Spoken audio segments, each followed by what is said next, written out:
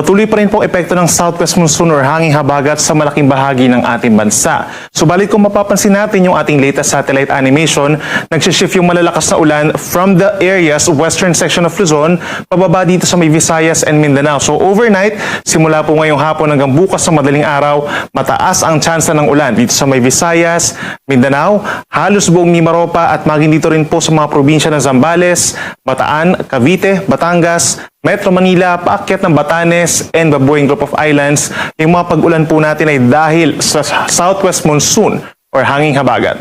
Samantala, base rin sa ating latest satellite animation, meron po tayong namamataan na hindi lang isa, kundi 3 low pressure area sa paligid ng Philippine Area of Responsibility. Yung isa po dyan ay yung dating si Bagyong Bising na may international name na Danas. Sa ngayon, low pressure area na at hindi na po inaasahan magiging bagyo pa muli.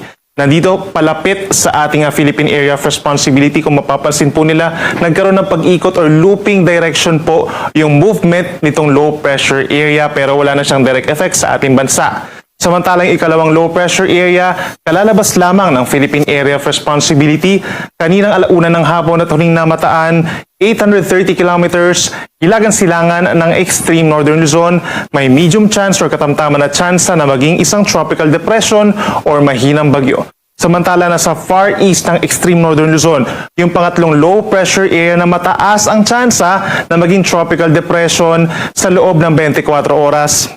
Huling namataan, higit 2,100 kilometers east of Batanes. Kung sakasakaling maging isang bagyo, ay hindi naman papasok ng Philippine Area of Responsibility.